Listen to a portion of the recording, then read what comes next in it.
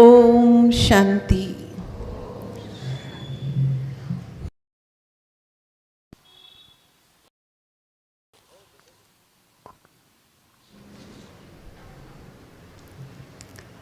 ઓમ શ્રી.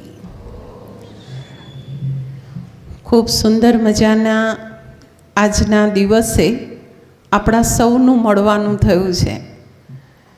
તમે એમ કહેશો કે બેન આજથી તો ભારે દિવસો શરૂ થયા.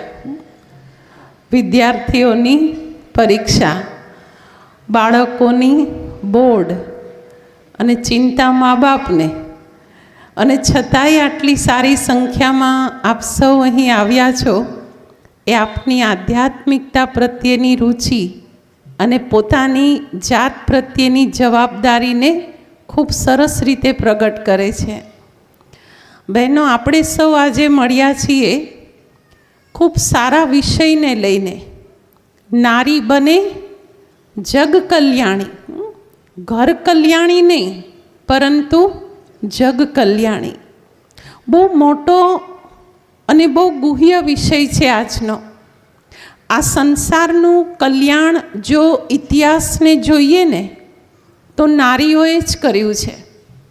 જ્યાં પણ તમે જોશો દરેકે દરેક ક્ષેત્રની અંદર એ શુભ, એ કલ્યાણ એ બહેનો અને માતાઓ દ્વારા થયું છે. ચાહે શિવાજીના સ્વરૂપમાં જીજીબાઈ હોય, ચાહે યશોદાના સ્વરૂપમાં એ માતા શ્રી કૃષ્ણની હોય, ચાહે આ ભારત દેશની ધરોહર જેના હાથમાં હતી તેવી ભારતની એ વડાપ્રધાન ઇન્દિરા ગાંધી હોય, કે રાષ્ટ્રપતિ તરીકે પદ શોભાવનારી દ્રૌપદી મુર્મુજી હોય, દરેકે દરેક ક્ષેત્રની અંદર નારીએ પ્રગતિમાં હરણફાળ ભરી આપણે સૌ જાણીએ છીએ. અને ભૂતકાળ અને ઇતિહાસને તો આપણે ચલો વર્ણવીએ, પણ હું તો આજના સ્ટેજને કહું છું. અહીંયા જે આપ દેવીઓને, જે નારી શક્તિઓને જોઈ રહ્યા છો ને, પ્રત્યેકની અંદર અમારી બાજુમાં બેન બેઠા છે. જે કામ પુરુષો કરી રહ્યા છે, નોટરી તરીકેનો, વકીલાતનો, આજે અમારા બેન નહીં, કેટલું સરસ. આખો ભારત દેશ જેમને ઓળખે, ખાલી સુરત નહીં, ધર્મનંદન ડાયમંડ, લાલજીભાઈને બધા ઓળખે, પણ લાલજીભાઈને પેટ પૂજા કરાવનાર મારી બાજુમાં દેવી વિરાજમાન છે, અન્નપૂર્ણામાં, નીમુબેન. રામકૃષ્ણ એક્સપોર્ટ સમગ્ર વિશ્વમાં જેનું નામ છે, પણ એ રામકૃષ્ણ એક્સપોર્ટના ગોવિંદભાઈ પણ અધૂરા છે ચંપાબેન વગર.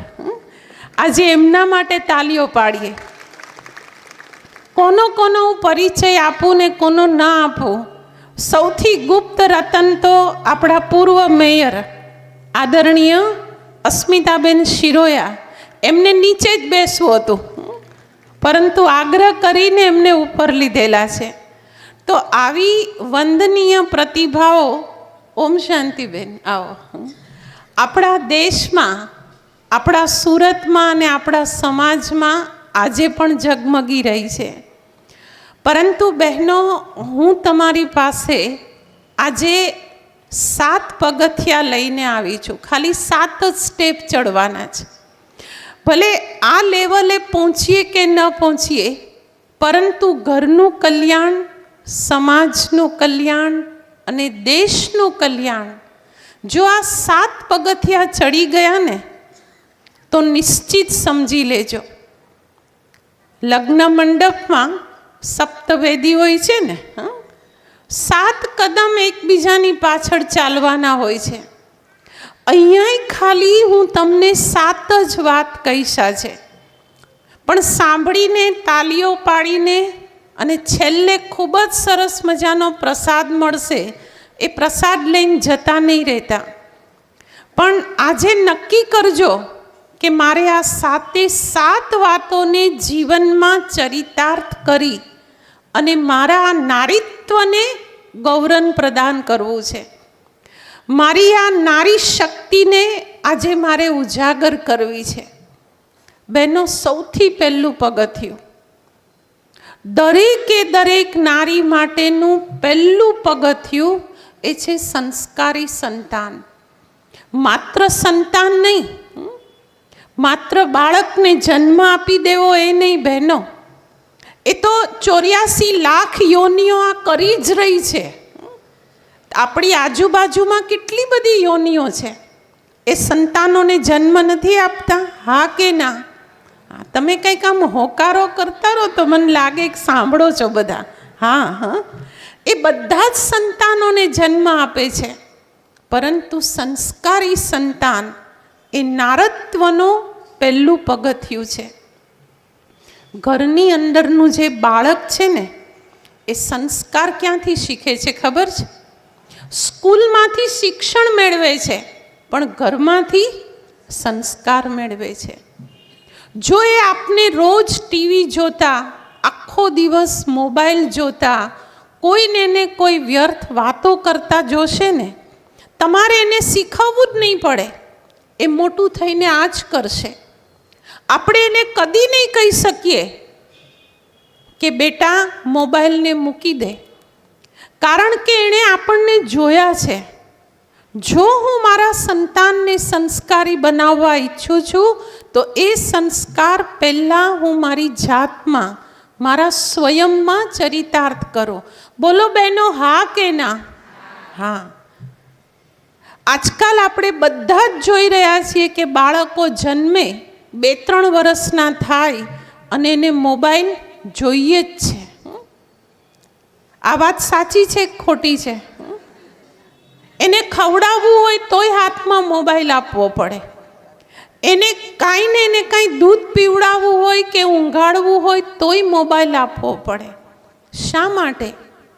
બહેનો, એ બાળક જ્યારે ગર્ભમાં હતું ને, ત્યારે આ સંસ્કાર એ લઈને આવ્યું. એ 9 મહિના સુધી આપણે નવરા પડ્યા અને હાથમાં મોબાઈલ લીધેલો, એટલે જન્મતાની સાથે એ મોબાઈલ લેતા શીખ્યું છે. એને કોણે શીખવ્યું? નારીત્વને સફળ કરનારું પહેલું પગથિયું, બહેનો, સૌથી પહેલું પગથિયું એ છે સંસ્કારી સંતાન. જે બાળકને રોજ એની માં કે એના પિતાએ ટાઈમ આપ્યો ને, નિશ્ચિત સમજજો એ બાળક ગરુડું થઈ અને એના મા બાપને ટાઈમ આપશે જ. પણ જો અત્યારે આપણે ફ્રી થયા અને આપણા સંતાનને બદલે આપણે ટેલિવિઝનમાં બેઠા, આપણે સંતાનને બદલે કોઈને ને કોઈ પાર્ટીઓમાં બિઝી થયા, આપણે સંતાનને બદલે અન્ય કોઈ જગ્યાએ આપણા સમયને આપ્યો, એ મોટા થઈ અને કોઈ સારું વૃદ્ધાશ્રમ શોધશે, ટાઈમ નહીં આપે, કોઈ ઘરડા ઘરની અંદર ટ્રાન્સફર, ત્યારે આપણે બાળકનો વાંક નહીં કાઢી શકીએ. અત્યારથી પોતાના સંતાનને સારા સંસ્કારો આપવા માટે સારો એવો સમય આપીએ. આપણા ભારત દેશના રાષ્ટ્રપતિ થઈ ગયા ડૉક્ટર APJ અબ્દુલ કલામજી. નામ સાંભળ્યું છે ને બધાએ? વિશ્વ પ્રસિદ્ધ રાષ્ટ્રપતિ, જેના નામની આગળ તમે 33 વખત ડૉક્ટર ડૉક્ટર ડૉક્ટર ડૉક્ટર લખી શકો, એટલી બધી એને ડૉક્ટરેટની ડિગ્રીઓ, માનદ ડિગ્રીઓ વિશ્વએ આપેલી હતી. જ્યારે એક વખત એને કોઈ પત્રકારોએ પૂછ્યું કે તમે આટલા મહાન માનવ, મિસાઇલ્સમેન બન્યા, વૈજ્ઞાનિક બન્યા, રાષ્ટ્રપતિ બન્યા ને એક બહુ સારા ઇન્સાન બન્યા, એની પાછળનું કારણ શું? ત્યારે એણે એક જ જવાબ અને એક જ વાક્યમાં આપેલો હતો. એણે કીધેલું, મારી માં. હું જે કંઈ છું એની પાછળનું કારણ મારી માં. માં અભણ હતી. કેરાલાના એક નાનકડા ગામડામાં, રામેશ્વરમની બાજુમાં, એવો એક, આ નાળિયેરીના ઝાડ જુઓ છો ને, આપણી આજુબાજુ છે, આખું કેરાલા નાળિયેરીથી ભરપૂર છે. આ નાળિયેરીના ઝાડ ઉપરના મોટા મોટા પાંદડાઓમાંથી ઝૂંપડું બનાવી અને માં પોતાના બાળકને એમાં રાખતી હતી. અને એમાંથી એણે રાષ્ટ્રપતિ પેદા કર્યા. આપણે રાષ્ટ્રપતિ ન બનાવી શકીએ તો કંઈ નહીં, એક રાષ્ટ્રને ઉપયોગી બાળક તો બનાવીએ. આ પહેલું પગથિયું બહેનો. બીજું, એક આદર્શ નારીત્વનું જો બીજું પગથિયું હોય ને તો તે છે સંબંધોમાં સુમેળ. સંસ્કાર બાળકોમાં અને સંબંધો પરિવારમાં. આજકાલ આપણે જોઈ રહ્યા છીએ પરિવાર તૂટી રહ્યા છે. બહેનો, એની જોડતી કડી કોઈ હોય ને તો એ માત્ર અને માત્ર નારી શક્તિ છે. દુનિયાનું એકેય ઘર બે ભાઈઓને કારણે નથી તૂટ્યું. દુઃખ સાથે કહેવું પડે, દુનિયાના ઘરો લગ્ન કરીને આવનારી બહેનો અને માતાઓને કારણે જોડાયા તો પણ એમને કારણે, અને તૂટ્યા તો પણ એમને કારણે. આજે આપણે નક્કી કરીને ઉઠીએ બહેનો, આપણા પરિવારોની અંદર જે આપણા મા બાપ છે ને એ પિયરમાં, અને સાસુ અને સસરા છે ને એ આપણા શ્વસુર ગૃહમાં. દરેક નારીને ભગવાન બે મા બાપ આપે છે. જો તેમને પણ એ મા અને બાપની દ્રષ્ટિથી જોવાના ચાલુ કરી દીધા, નિશ્ચિત સમજી લેજો વિભક્ત કુટુંબો અટકી જશે અને સંયુક્ત કુટુંબો ફરીથી ઉદ્ભવશે. આજથી 25, 30, 40 વર્ષ પહેલાંનો એ જમાનો હતો કે જ્યારે કોઈ ભાઈ એક જ શહેરમાં બીજી જગ્યાએ રહેતો હોય ને તો લોકોને આશ્ચર્ય થાય કે લે, તમે જુદા રહ્યો છો. આ માહોલ હતો. અને આજનો દિવસ કેવો છે? જો કોઈ 18, 20, 22નું પરિવાર ભેગું રહેતું હોય ને તો લોકોને હે હજી તમે ભેગા છો, હજી તમે ભેગા રહ્યો છો, હે આશ્ચર્યની વાત. એક મા બાપને છોડી આપણે બીજા મા બાપને ત્યાં આવ્યા છીએ. ભાગ્યશાળી છે નારી રત્નો કે જેને ભગવાન બબ્બે માં અને બબ્બે બાપ આપે છે.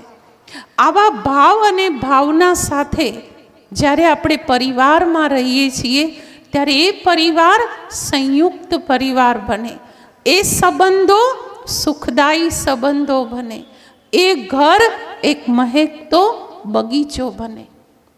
આજે દરેક પત્ની એવું ઈચ્છે છે કે મારી ભાભી એ મારા મા બાપની સેવા કરે, પણ કેટલી પત્નીઓ એવી ઈચ્છે છે કે હું મારા એ સાસુ અને સસરાની સેવા કરું. ઈચ્છો છો ને તમે બધા? શું ઈચ્છો કે મારા ભાભી મારા મા બાપને બહુ સારી રીતે સાચવે. આ હું ઘરની વાત કરું છું. હા, ભલે હું આશ્રમમાં રહું છું, પરંતુ આ ઘરની સમસ્યાઓ અને ઘરની વાતો લઈ અમારી પાસે મા બાપ આવે છે અને એમના દિલના ઉભરા આજે હું તમારી પાસે રાખી રહી છું.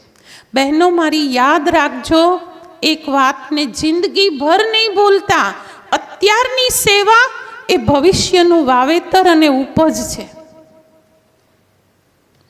આ હકીકત કહું છું તમને. એક વખત આપણે ગરડા થવાનું છે. એક વખત આપણે પણ વૃદ્ધ બની અને કોઈના સાસુ સસરા બનવાનું છે. જો એ સંબંધોની સુવાસ આજે મેં નહીં પ્રસરાવી હોય, ઘટપણમાં કયો દીકરો એની પત્ની સાથે મારી જોડે રહેવા તૈયાર થશે? અમે જે સોસાયટીમાં રહીએ છીએ ને, સૈફી સોસાયટી, એક દીકરો અને વહુ અહીંયા રહે છે, ભાડે રહે છે. એના ઘરડા મા બાપ અહીં નજીકમાં જ સુમુલ ડેરી રોડ છે. 3 દિવસ છે નહીં, હમણાં શિવરાત્રિના દિવસે જ એમને ખબર પડી કે અહીંયા બ્રહ્માકુમારી આશ્રમમાં ખૂબ સુંદર મજાના મહાદેવને સજાવ્યા છે, દર્શન કરવા આવ્યા. મને કે બેન, અહીંયા ભગવાનના દર્શન કરું અને કે સોસાયટીમાં અહીંયા જ મારો દીકરો રહે છે, એ દીકરાને મોઢું જોતી જાઉં. મને એની વાતમાં રસ પડ્યો. મેં એમને પૂછ્યું શું વાત છે વા? તો કે હા, એકનો એક જ દીકરો છે. પણ એની ઘરવાળી અમારી સાથે રહેવા તૈયાર નથી. હું અને મારા પતિ બહુ જ ઘરડા બેન, બહુ જ, મને લાગે 77-78 વર્ષની ઉંમર હશે. એમની આંખોમાં જે કરુણા વહેતી હતી, એની આંખોમાં એના દીકરા પ્રત્યેનો જે પ્રેમ વરસતો હતો, ખરેખર જોઈને હૃદય ગદગદ થાય આપણું. બહેનો, આપણે કદી આ કામ ન કરીએ. દીકરાને મા સાથે રહેવું છે, પણ પત્નીને સાસુ સાથે રહેવું નથી. એ સાફ કહી દીધું છે કે કાં તું માને સાથે રાખ, કાં મને રાખ, બેમાંથી એકને પસંદ કર. બહેનો, બીજું પગથિયું છે સુમેળ ભર્યા સુખદાયી મધુર સંબંધો દરેકની સાથે. ત્રીજું પગથિયું, તમે બહુ પ્રેમથી ને ધ્યાનથી સાંભળો છો ને એટલે કહું છું, બાકી આવી ડાઈ સલાહ અત્યારે કોઈને અપાતી નથી. સાચી વાત છે ને બેન?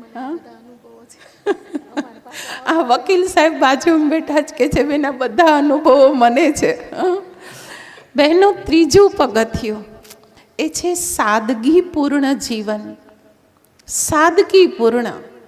ઘરની જેટલી કમાણી હોય ને એટલા ખર્ચા જો કરીએ ને તો ઘર એ ભાગવત બને. અને ઘરની જેટલી કમાણી હોય, કમાનારની જેટલી તાકાત હોય, એનાથી વધારે કરીએ ને તો રામાયણ બને. ખરી વાત છે. રામાયણ અને ભાગવતમાં આ તો ફરક છે. હમણાં હું હરિદ્વાર ગયેલી, બહુ જ સરસ મજાનું પ્રેમ મંદિર હમણાં બન્યું છે. છેલ્લા 1.5-2 વર્ષથી આખું ભારત દેશ ઉમટે છે જોવા માટે. ભાગવતના એક પ્રસંગોને મૂર્તિનું સ્વરૂપ આપ્યું છે. મૂવિંગ સ્ટેચ્યુ બધા જ. તમને જ્યાં જુઓ ત્યાં એ ભાગવતની પ્રેમ લીલાઓ જોવા મળે. બહેનો, આપણે આપણા ઘરને આવું કરવું છે. રામાયણ નહીં. જીદ પકડીને બેઠા નહીં, મારે તો એ સોનાનું હરણ જોઈએ એટલે જોઈએ જ. આ બોમ્બે માર્કેટમાં જાઓ ને, કેટલાય સોનાના હરણાઓ લટકે છે. પેલા ભાઈ આપણને ના પાડે, બેન આ 4000ની સાડી ના પોસાય, ને આપણે એમ કહીએ ના મારે જોઈએ જ ગમે તેમ કરીને. તો એ રામાયણનો એ જ પ્રસંગ છે. ત્યાં હરણું હતું, અહીંયા એ સાડી છે. એ ઘરની અંદર દુઃખનો રાવણ, અશાંતિનો રાવણ અને ક્રોધનો રાવણ આવ્યા વગર રહે નહીં. ત્રીજું પગથિયું ચડી જઈએ, સાદગીપૂર્ણ જીવન. બહેનો, એક વાત સમજી જજો કે જ્યાં કમ્પેરિઝન છે ને, તુલના, ત્યાં પીડા છે. કોઈ દિવસ કોઈ પણ ચીજ માટે ક્યારેય પાડોશી સાથે કે અન્ય સાથે તુલના ન કરીએ. એના ઘરે 52 ઇંચવાળું આવ્યું એટલે હવે આપણું 36 ઇંચવાળું નકામું. શું? હા, કેટલી બેન આ હોશિયાર સોબાત જુઓ. બહેનો, આમાંથી રામાયણો થાય છે. આમાંથી રામાયણ થાય છે. બહુ વર્ષો પહેલાંનો એક નાનકડો પ્રસંગ તમને કહું. મુંબઈની અંદર એક કાકા, ગરડા કાકા, રોડ ઉપર ઊભેલા અને એટલી બધી કારો દોડ્યા જ કરે. કાકાને થયું આટલી કારો. એણે એક કારવાળાને ઊભા રાખ્યા. એમને એમ કે કાકાને લિફ્ટ જોઈએ છે, એટલે ગરડા માણસ એકલા હતા એટલે કારવાળાએ ઊભી રાખી. અને કાકાએ ગાડી ઊભી રાખીને, ગામડાના હતા, ભોળા ભાવે પૂછ્યું, પેલા કારવાળા ભાઈને પૂછ્યું કે હે ભાઈ, તમારે મુંબઈમાં આટલી બધી ગાડીઓ? તો કે હા, અમારે મુંબઈમાં ડગલાબંધ ગાડી. પછી કાકાએ બીજો પ્રશ્ન પૂછ્યો કે ભાઈ, તમારી આ ગાડી જૂની ક્યારે થાય? તો કારવાળો હોશિયાર હતો, એણે કીધું પાડોશીને ત્યાં નવી આવે ને એટલે. બસ આ હાલત એ આજે ઘરની થઈ ગયેલી છે. એમને ત્યાં નવું આવ્યું એટલે મારું કેવું થઈ જાય? જૂનું. અને આમાંથી બેનો રામાયણો ઉત્પન્ન થાય છે. આ ત્રીજું પગથિયું ચડી જઈએ, એ છે સાદગીનું. વસ્ત્રોમાં સાદગી, સાધનોમાં સાદગી, જીવનમાં સાદગી. અને જ્યારે આ સાદગી હશે ને ત્યારે સુખના ખોલ, સુખની કળીઓ, સુખની સુગંધો એ આપણા ઘરમાં પ્રસરશે. એક વાત હંમેશા યાદ રાખજો, સાધનોથી સુખ નથી, પરંતુ અંદરની સમજથી સુખ છે. સમજથી. ચોથું પગથિયું, તમને ચડવા ગમે છે ને, ધીરે ધીરે ચડતા રહેજો. ચોથું પગથિયું છે અને તે છે સાત્વિક ખોરાક. સાત્વિક. બહેનો, ઘરમાં જે ભોજન બનાવો છો ને એ ભોજન નથી, એ પ્રસાદ છે. જો એ ભગવાનને યાદ કરતા કરતા બને ને તો. મારા દાદીમાં હતા, મને યાદ છે, ઘરડા દાદીમાં. એ જમાનામાં ઘંટીઓ નહોતી નીકળી. અમે ગામડામાં હતા અને આટલી પથ્થરની ઘંટીઓ તમે જોઈ હશે. આમ દળતા જાય, રોજનું તાજું જ દળેલું ખાવાનું. રોજ સવારે 5:30 વાગે ઉઠી ગયા હોય અને બહુ જ સરસ મજાના પ્રભાતિયા ગાતા ગાતા. એટલા સુંદર એ પ્રભાતિયા હોય કે આપણને સાંભળવા ગમે. અમે દાંતણ, આ બ્રશ એ પછી નીકળ્યા, આમ દાંતણ કરતા કરતા એ સાંભળતા હોઈએ. અને આખા ઘરની અંદર બધાના મનમાં એ જે પવિત્ર વિચારધારા, એ જે ચરિત્રના ઝરણાઓ ફૂટ્યા ને એ દળવાના સમયે ગવાતા પ્રભાતિયામાંથી છે. બહેનો, મારો તમને એક પ્રશ્ન છે. તમારામાંથી કેટલા બહેનો એવા હશે કે જે ભોજન બનાવતા, ટીવી જોતા હોય, વ્યર્થ વાતો કરતા હોય, તારી મારી કરતા હોય, આ બધાથી મુક્ત રહીને પ્રભુનું નામ સ્મરણ કરતા કરતા, ભગવાનને યાદ કરતા કરતા ભોજન બનાવે એવા કેટલાક બહેનો છે? શું આ તો બ્રહ્માકુમારી સંસ્થાના બહેનો હાથ ઉપાડે, તમે નહીં. તમે તો બધા કરો જ છો, મને ખબર છે. કેમ કે રોજ નીમુબેન રોજ ટ્રેનિંગ આપીએ છીએ અમને કે પ્રભુને યાદ કરતા કરતા શિવ બાબા શિવ બાબા શિવ બાબા કહેતા ભોજન બનાવો. બાકીના બહેનો કંઈ નહીં, હવે હાથ નહીં ઉઠાવડાવું, પણ બહેનો એક વાત યાદ રાખજો, પરમાત્મા એ પરમ કૃપાળુ, એણે અનેક વખત કહ્યું છે કે તમે મને જે સમયે, જે સ્થાને, જે સ્વરૂપે યાદ કરો છો ને, હું ત્યાં હાજર હોઉં છું. હું ત્યાં હાજર હોઉં છું. બહેનો, આ ઈશ્વરની ગેરંટી છે. એ પરમાત્મા કોણ છે, એ શું કરી રહ્યા છે, કેવી રીતે એ હાજર રહે છે અને કેમ એને બોલાવવા, એના તો આવતીકાલથી અમે પ્રેક્ટિકલ કોર્સ શરૂ કરી રહ્યા છે, ટ્રેનિંગ કોર્સ. તમને બધાને ખુલ્લું નિમંત્રણ છે ને, બિલકુલ વિનામૂલ્યે છે આ.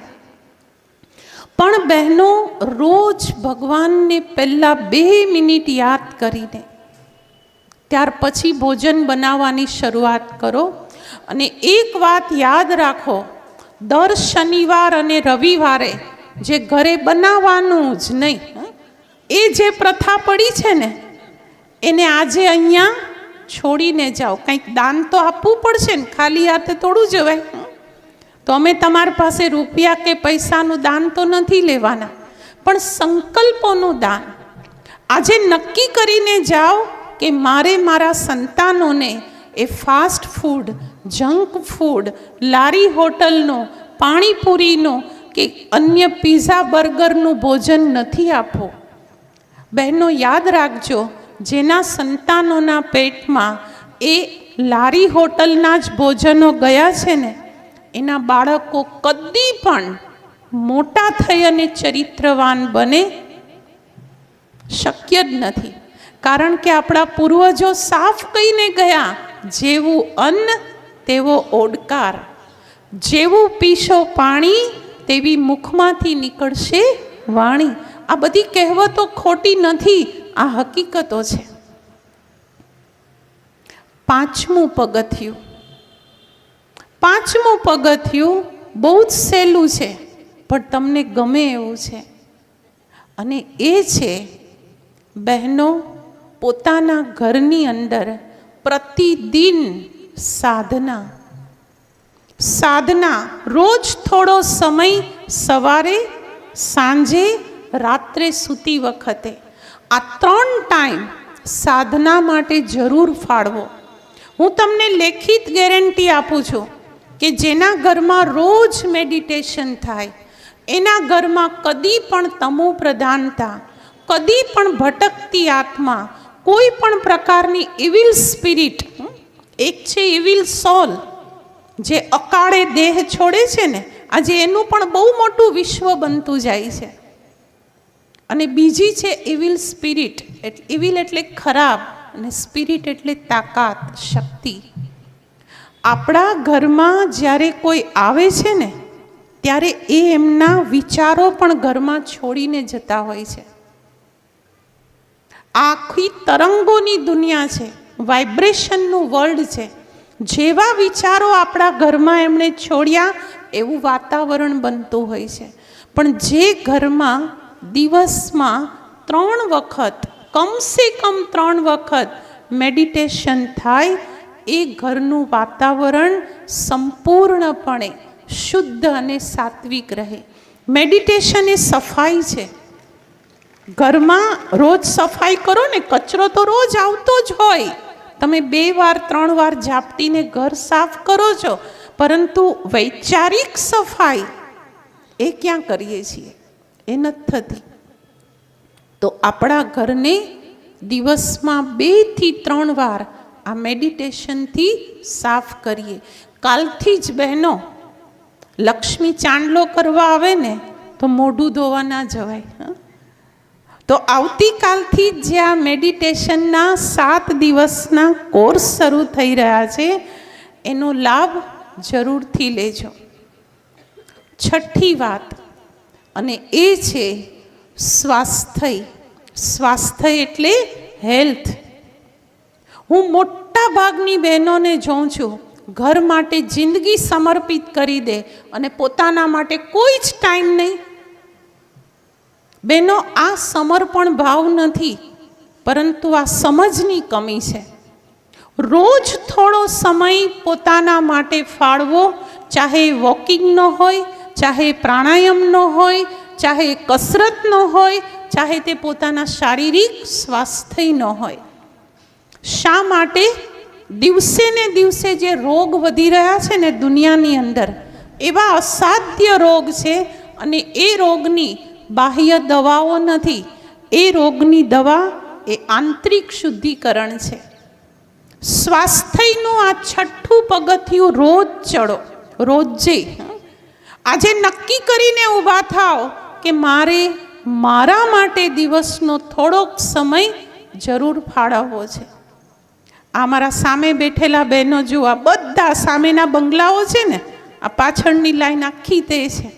હું રોજ સવારે એમને જોઉં, પોતાના માટે ટાઈમ કાઢશે જ, રોજ ફાળવવાનો. સ્વાસ્થ્યનું 6થું પગથિયું છે. અને છેલ્લું અને 7મું પગથિયું એ છે સાત્વિક જીવનશૈલીનું. સ્વાસ્થ્ય શરીર માટે જરૂરી છે, પણ સાત્વિક જીવનશૈલી એ આંતરિક સ્થિતિ માટે, અંદરના સ્વાસ્થ્ય માટે જરૂરી છે. અંદરનું સ્વાસ્થ્ય એટલે તમે કહેશો, બેન અંદરના સ્વાસ્થ્યનો શું અર્થ થાય? ચિંતા એ અંદરની બીમારી, આવેશ એ અંદરની બીમારી, ક્રોધ એ અંદરની બીમારી, અનિદ્રા એ અંદરની બીમારી. આની દુનિયામાં કોઈ દવા જ નથી. છે તમને કોઈ મેડિકલ સ્ટોરમાંથી મળી? કે ક્યાં આપણે જઈને પૂછીએ કે ભાઈ બહુ ગુસ્સો આવે ને ત્યારે કઈ દવા લેવી, 2 ગોળીઓ આપો ને.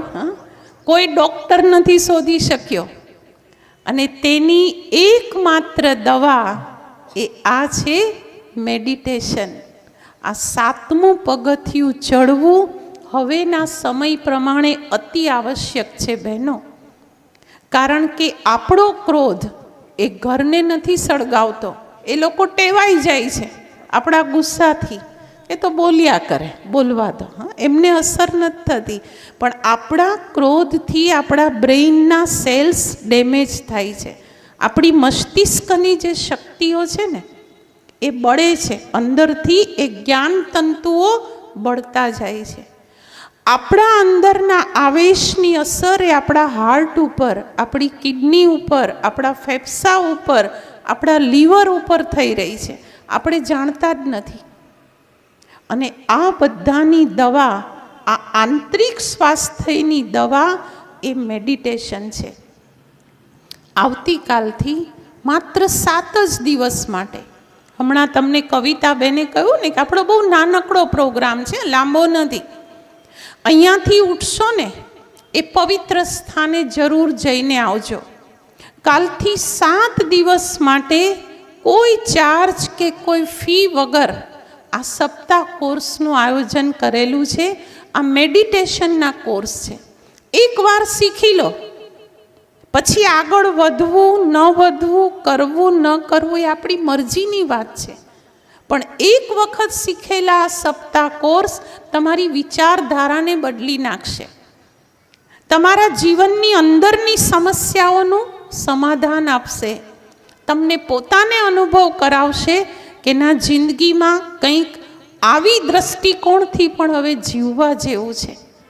તો જરૂરથી આપ સૌ અહીંયા સુધી તો આવ્યા છો, પરંતુ ભગવાનના પવિત્ર સ્થાનની આવતીકાલથી 7 દિવસની સપ્તાહ બેસી રહી છે, તેમાં પણ આપ પોતાની જાતને જોડશો. છેલ્લે હું આપ સૌને એટલું જ કહીશ, બહોત ગઈ થોડી રહી.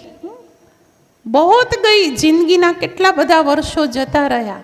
બહોત ગઈ થોડી રહી, થોડી ભી અબ જાય. શિવ કહે સુન આત્મન, ક્યો વ્યર્થ સમય ગવાય. શા માટે પોતાની જિંદગીના વર્ષોને આપણે હવે વ્યર્થ ગણાવીએ? તો આવી શુભ ભાવના અને શુભકામના સાથે ફરીથી આપ સૌને કાલથી પધારવાના ઈશ્વરીય નિમંત્રણ સાથે ઓમ શાંતિ. બેને